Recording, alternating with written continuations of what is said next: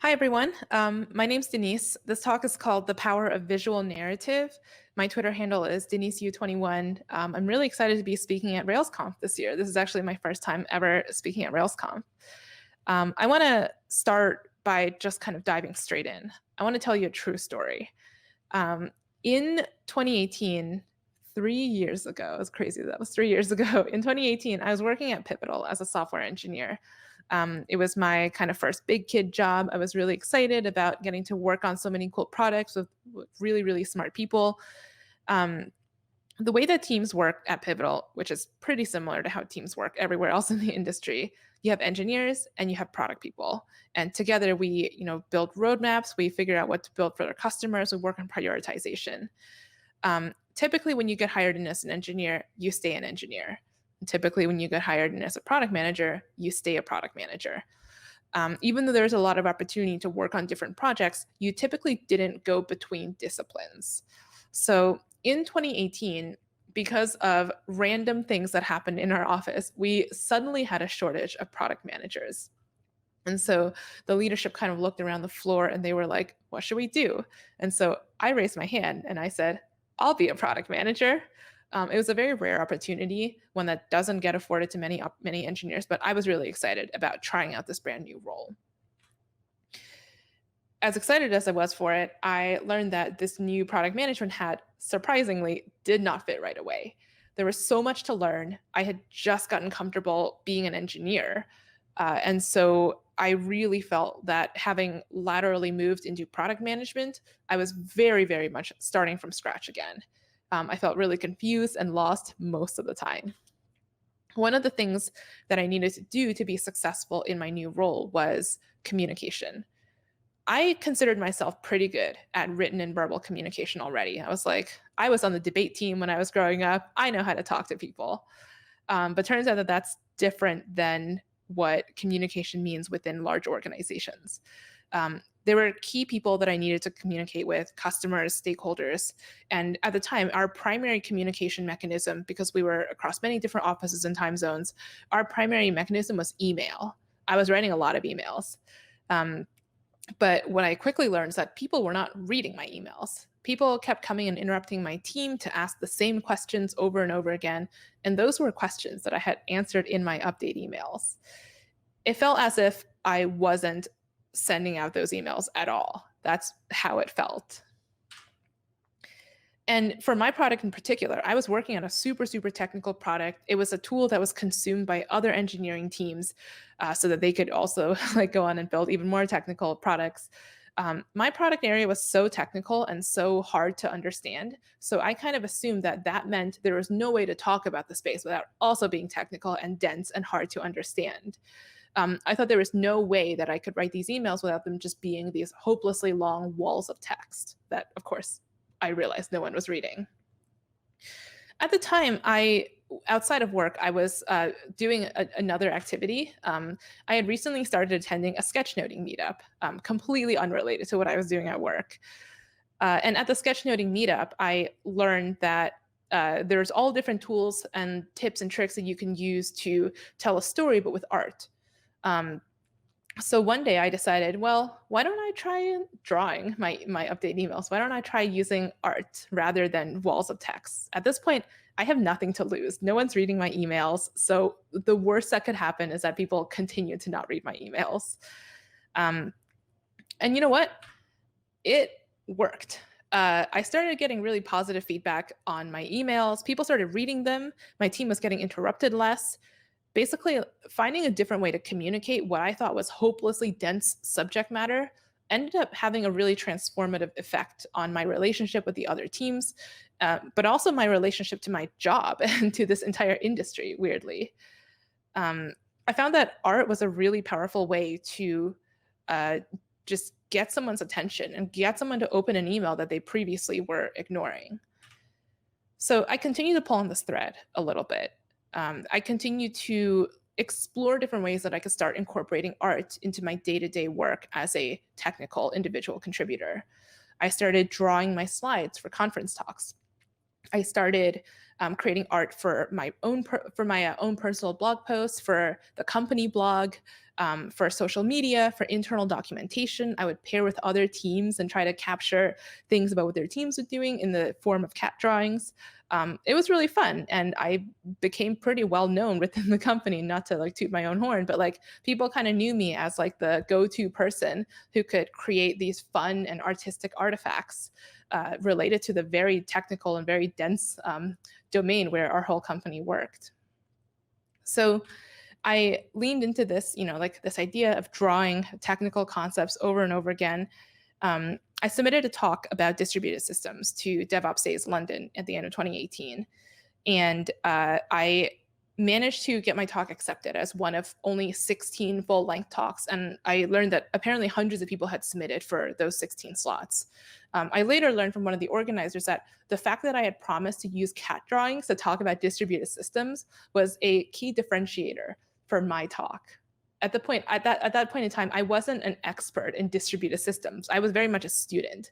I still had so much to learn, but the fact that I wanted to talk about subject matter that had been talked about, but in a different light, using a new way of communicating, using cat drawings. Like, who's ever done a talk about distributed systems and cat drawings, right?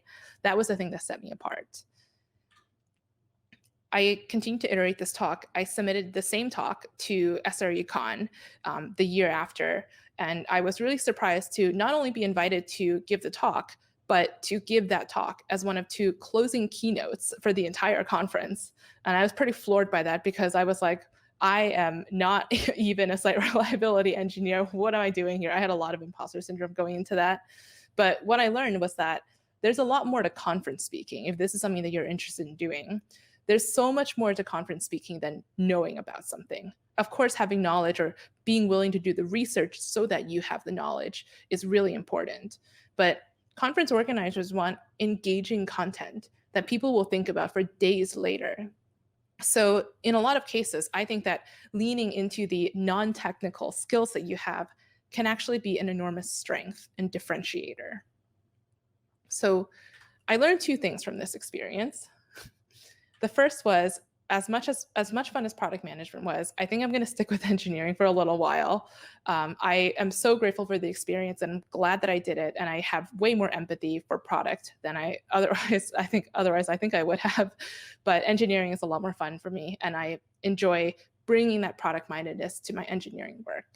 But the second thing I learned is that visual storytelling is incredibly powerful. You can command attention using visuals, using even just a couple of cat drawings, in a way that you can't by just saying or writing words. So, by way of proper introduction, hello RailsConf. I hope that you're enjoying the first fully async RailsConf. I know I'm very excited to be part of this. My name's Denise. I work as a senior software engineer by day at GitHub. I work on a team called Communities. Our remit broadly is to build tools to make open source community more engaging, more sustainable, more fun for everybody. I've been drawing ever since I was a little kid. I have always filled in the margins of my notebooks with doodles and things like that. So I've been very excited for the last few years to discover that that is a transferable skill. Like all those hours I spent not paying attention to my teachers and drawing, that actually turned out to be something that I could use in a productive and engaging capacity as a technologist. So I'm very excited to be here to talk about the intersection of storytelling and art, and also learning as a technologist today. So let's break down what happened a little bit. So I kind of used the TED Talks format of public speaking, where I just kind of launched straight into a story without introducing myself. But I did that on purpose because stories are really engaging. You probably were more engaged by my story than my introduction slide. Stories hold attention. Our brains are hardwired to love stories. There's a reason why we've always been writing epic poems and, Homeric epics are kind of like some of the earliest human stories, and fables and mythology and everything like that, because our brains love the idea of conflict, characters. We love following different plot twists and turns. And a lot of us love resolution, unless, of course, you are a French movie maker, in which case the lack of resolution is kind of the point of the story, I guess. But visual narrative is kind of a way to take storytelling to the next level. Stories are great never stop telling stories, write stories down, tell them on stage, tell them with your friends, tell them around campfires. But I think that specifically in terms of creating artifacts that are widely shareable, I think visual narrative can take those stories to the next level because I think they're more engaging. When we bring in visuals into our storytelling, we create the ability for our audience to empathize with our characters. And a lot of times, the characters that I draw, even though they might be little yellow cats eating ramen or like using a computer, that's usually a stand-in for myself, right? Like I've drawn this character doing a funny thing or thinking a funny thought, but I've actually thought that. And if you give your audience something that they also can map themselves onto, I get feedback all the time. People are like, when I post a comic on Twitter, people be like, "It me," and that tells me that I struck a chord. Like I figured out something that other people resonate with, and I think that's really powerful. I also think that stories are a way to invoke metaphor. Metaphors can be an amazing way to get people on the same page. I think metaphors are kind of contextual. I wouldn't always say like find metaphors and similes, like find other ways to explain a thing, because sometimes it can be better to just explain the thing. But when you're building layers of technical context, it can sometimes be very useful to offer metaphors for someone who has no grip on the concept whatsoever. So you can kind of imagine metaphors as like that's a little foothold that you give someone. Once they're up, then you can start giving them more and more and build up layers of context. But the final thing I think you get with visuals is you get control over tone, which I think is really important. Of course, you can write in different voices and you also can influence tone that way, but you influence tone so much more powerfully and so much more instantly when you have visuals. The tone that I tend to go for is whimsical and fun and not too serious, because I think that there's nothing in software that needs to be too serious, to be honest. I think that when we're trying to learn new things, the more that we can demystify a concept, the more that we can make it seem fun and engaging and non-threatening, the better chance we have of making tech an inclusive and diverse place as possible. I think there's already so much gatekeeping in tech. We don't need to make our content inaccessible on top of that. So I always try to go for whimsy and fun, and I think that art is a really powerful way to communicate those ideas. So I think that visual storytelling is because we're creating these artifacts that often you're trying to balance visual appeal with information delivery. So there's a couple of different benefits for doing this. I think there's a couple of key use cases. The first one, and I think the most common one, is to capture information. So I used to see like one or two people at conferences kind of sitting in the back with an iPad or with a sketch pad, kind of trying to sketch along to what the speaker was saying. These days I see way more, and I think that's so awesome. It's so awesome that more people are doing that. So capture, I think, capturing is also great for people who are trying to learn to speed up a little bit and trying to build this skill set. Capturing a conference talk or a pre-recorded talk of, like a TED talk or something is actually a fantastic way to start, because conference talks are already organized into a flow that makes sense. So if you are just capturing information as it comes out of a conference speaker's mouth, you can kind of rely on the assumption that it's already been structured in a way that makes sense. They've thought about how to incrementally build out context so as not to overwhelm someone who's new to the subject matter, and all of those benefits. So that will come across in the way that you capture. Another thing you can do if you don't want to capture, you can invent, right? Like you can go read about something, go read someone's blog post, watch a video about general subject matter, and then recompose a bunch of different pieces of information into a story that you want to tell. So this, I think, does involve a little more invention. You do have to think about structuring the story. You do have to think about like, what are my entry points? What's my how fast am I ramping up information delivery and all of that stuff. And the final thing, I think, the final use case is to start a conversation. So this is what I generally try to do.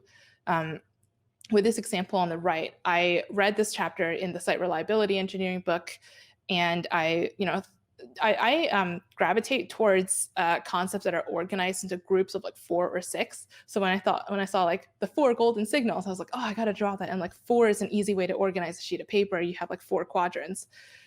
But I don't expect someone to look at this and be like, oh, okay, I understand now. Like I understand how to do SLOs. Like that's not the point. The point is to give someone an introduction to a piece of material that they otherwise haven't already come across or haven't gotten around to reading. So my hope of someone seeing this is then they'll be curious enough to be like, oh, the site reliability engineering book actually isn't as dense or isn't as advanced as I thought it was. Maybe there is content in there for someone at my level. Maybe I'll go and pick up the book and go read it. Like maybe it'll be, I'll spend my learning and development budget on it or something like that. So that's why I always try to also include the source material so that someone can go and find out more information if they wanted to. But on the topic of information fidelity, about like starting conversations rather than trying to answer every question, I do want to draw a distinction between visual storytelling and technical documentation, because sometimes people kind of conflate the two. So I want to say that this is not the same thing as technical writing, not the same thing as technical documentation, because we're aiming for a different level of abstraction in programmer terms. We're looking to communicate a different level of fidelity of information. So we're not trying to anticipate every single use case. We're not trying to provide answers to every question. We're just trying to start a conversation, get someone interested about something. But I also don't like necessarily having this be compared to documentation, because I think that writing good documentation and good technical writing is such a specialized skill, and is one that already is so devalued in our industry. And I don't want to suggest that anybody off the street could do it, because you can't. I have so much respect for technical writers and documentation writers out there. They have endless patience in dealing with us engineers. So the thing that, this hobby that I do on the side to help myself learn is absolutely not what they professionally do. So the final distinction is, of course, we are aiming to build shared foundational knowledge. We're trying to get some of the same language on paper. And of course, we're not trying to provide every single detail. If they want every single detail, they can go read the docs. So I want to kind of close out this section by doing a little bit of reflection, I guess. I always get asked by people, what made you interested in doing this? Like, why do you still do it? Why have you made so many sketch notes? Like, how do you have the time to do this? So for me personally, and I think everyone's reasons are going to be a little bit different. For me personally, it's been a really great way to reinforce my own learning. I have a really hard time absorbing things that I read. So if I know that I'm going to have to draw it, I'm going to have to basically re-explain it in a way that I can remember or I can understand. I have a better shot at remembering the thing that I learned later. I also really like helping other people learn new things. Nothing gives me more joy than getting random messages from people saying, oh, I really liked your work, or I really liked your blog post or your tutorial. It helped me understand this concept. And I think that a lot of people kind of hold themselves back from writing the blog post they want to write or giving the conference talks they want to write, they want to give, because of this anxiety that something has, like, I want to say this thing, but it's already been said 20 times already.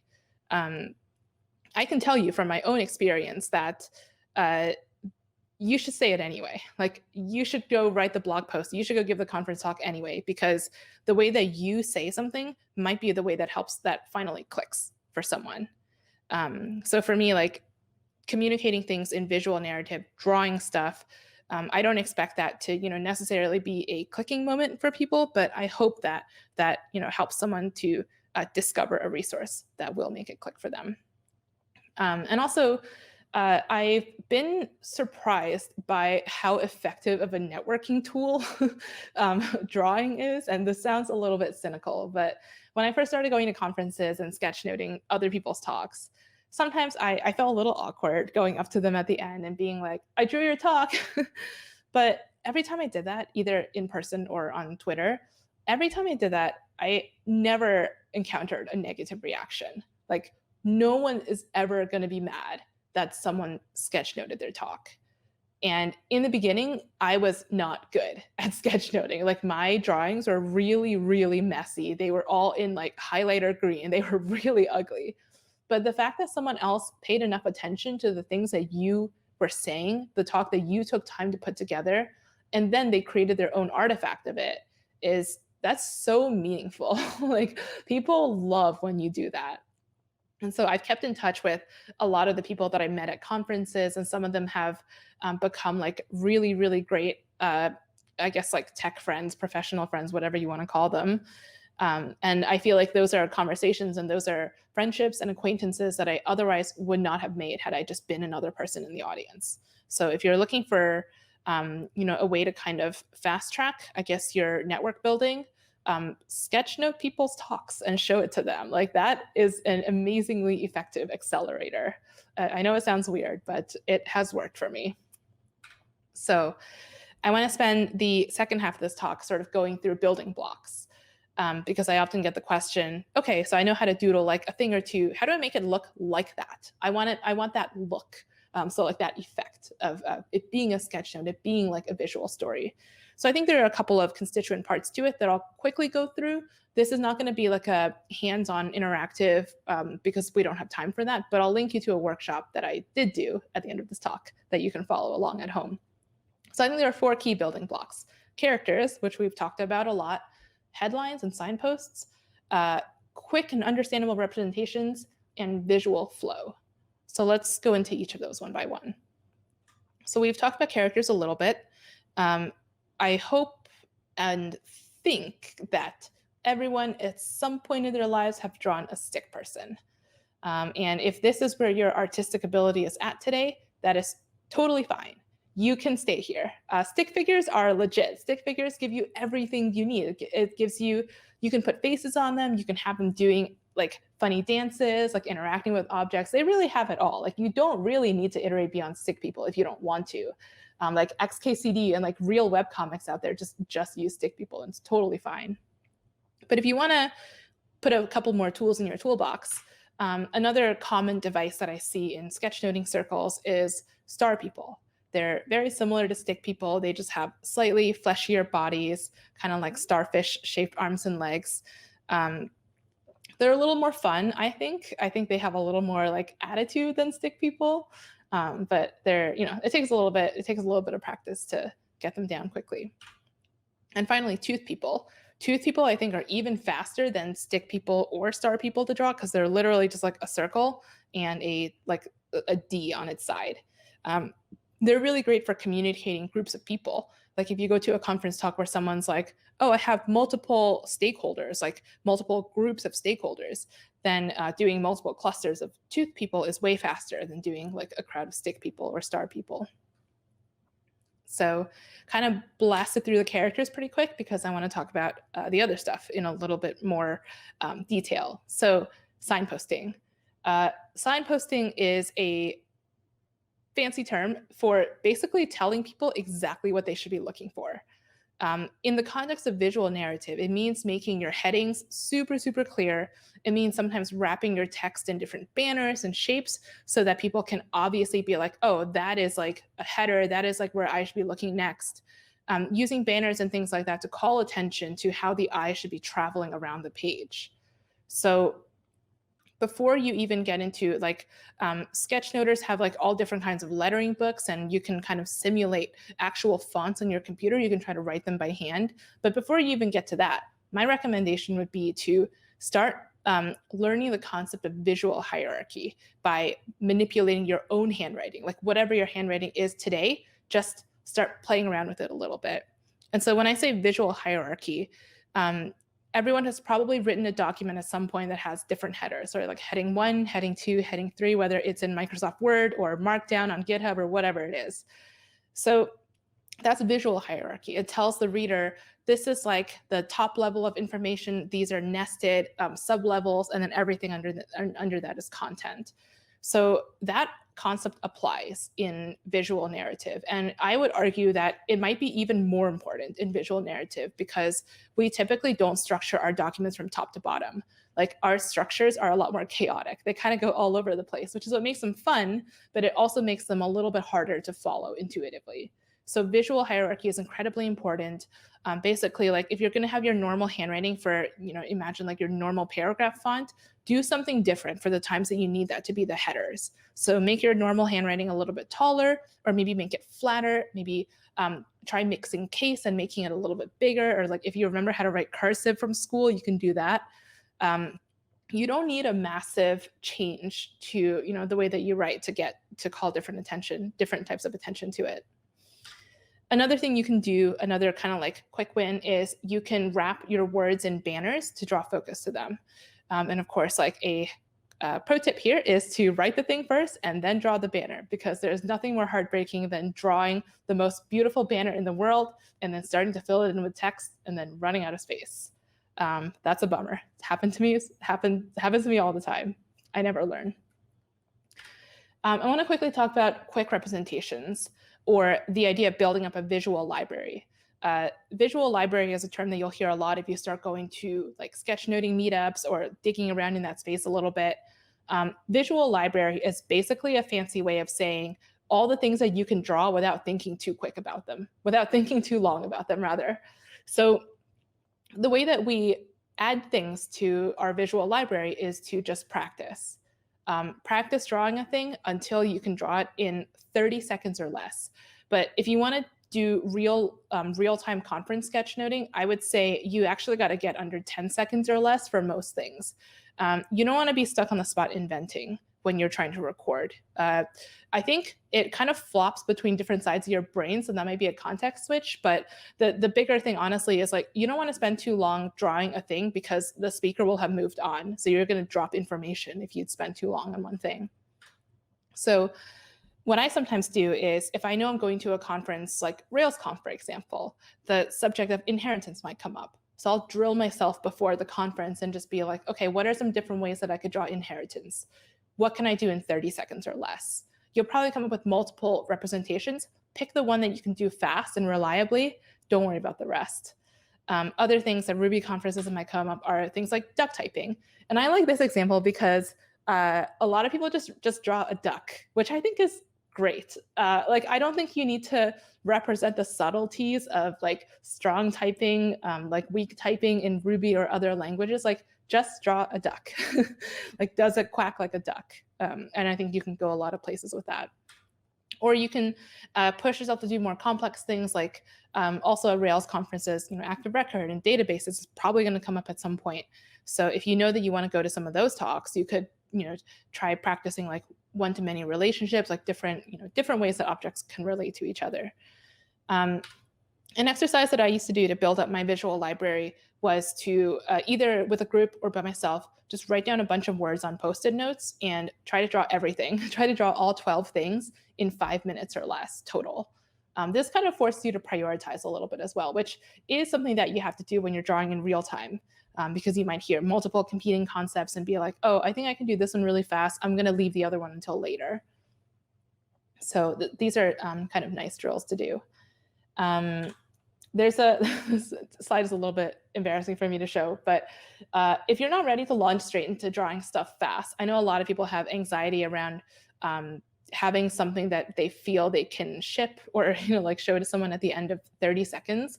The great thing about visual library building is that it absolutely can be an iterative process. So you can start with more time and then eventually take away time, like force yourself to do the thing multiple times faster each subsequent time.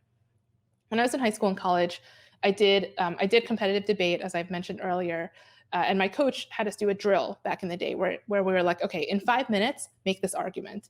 Now do it again in 2 minutes, do it in 30 seconds, and then 10 seconds. Really, really hard to do at the 10-second mark. But turns out that format actually maps great to other things, to learning to draw fast. So this is a game called Minimum Viable Azula that I made up, and like my friends and I will play it sometimes. So this is a couple of screen caps from a time that I played with my friend, and we were drawing characters from the anime My Hero Academia. Character design is really, really hard though, so I wouldn't really recommend it. Like, we had mixed results here. It wasn't great, but I think this works great for more general visual library building, like if you want to draw computery things. Character design is just complex. That's kind of what I want to call out here. Like, these are not meant to be like, you're not meant to be able to do this in 10 seconds. So the final thing I'm going to talk about, and I'm going to kind of close out with, is visual flow. And I think this actually is the most important skill because, well, I don't know, they're all important, but this one is the thing that kind of like makes something feel like a sketch now. Like, it becomes identifiable. It's like, oh, it's one of those types of artwork. So Visual flow is basically using every device in the toolbox to be super, super explicit about what content is related to each other, what's not, and what order should I be consuming things in. Definitely use this in conjunction with like a visual hierarchy, different font faces, different letter sizes. So in this example, I used numbers and little arrows and like large bubbles around each category. Be like, all of this is related to reproducibility. All of this is related to agility. These are organizational techniques. Absolutely not cheating. Sometimes people are like, oh, well, if I didn't group the elements together in a way that makes sense on its own, and I have to go back with color, then it's cheating. But it's not. Like it's another as the more that you can help someone figure out what order they're meant to be looking at things in, that's better. Like it's all about clarity of communication. So you can use big numbers and boundary lines. You can also use arrows and bubbles, pretty similar to the one before. This one's a little more chaotic than the last one, actually. But be super, super explicit about telling the eye where to go next. If you decide to start using digital, so I'm going to anticipate a question now. I use an iPad Pro with an Apple Pencil and the app Procreate. So that's how I do my digital drawing now. You can use background layers and different like transparency layers to achieve some of the same visual guidance effects, but with fewer of the hard lines on top. So of course, this is very hard to do when you're like doing on pen and paper, because if you start coloring under black lines, you're going to smear. But digital media lets you do this. Digital media also can really trip perfectionists up. I'm a massive perfectionist because it's so easy to erase. Like it's way too easy to start going to like fixing mode when you're digital. So that's the one caveat. I think I'm more likely to just kind of like always roll forward, like just keep going when I'm just pen on paper. But you got to work, figure out what works for you. So the one final reflection here is, of course, like we've been stuck at home for a very long time. I've been drawing more lately, not necessarily doing tech art, just kind of like drawing art for myself. Because I found that art is one of the few activities that my brain can fully engage in and not kind of like run background cycles on anxiety, like when is the vaccine coming out and things like that. So art has been really important for me in terms of getting me through the pandemic. And I hope that if you are kind of on the fence about whether I should get into art, I hope that I've at least convinced you a little bit that this is an activity that's worthwhile. It can be recharging, it can be nourishing. So if you are interested to learn more about this, if you hopefully are at the end of this talk, I want more tech sketching content, there's an organization called Let's Sketch Tech that's run by my friend Marlena. We ran a conference last year with tons of workshops and talks about the intersection of tech and art. I kind of mentioned earlier on that I have a longer workshop that is also available on the Let's Sketch Tech YouTube for free. It's like 2.5 hours long, so I recommend like doing it in chunks. Like definitely take breaks throughout. Don't do it in one go. But that workshop has more step-by-step instruction on how to do things like tooth people, star people, how to do layout, and all of that stuff. And yeah, a lot more resources. These slides will be available after the conference. I totally recommend following Maggie and Wayman and checking out the Sketchnote handbook by Mike Rohde if that is something that you're interested in getting into. But yeah, that is all from me. Thank you so much. This is a lot of fun. I hope that you enjoy the rest of your RailsConf, and I hope to see you on the internet.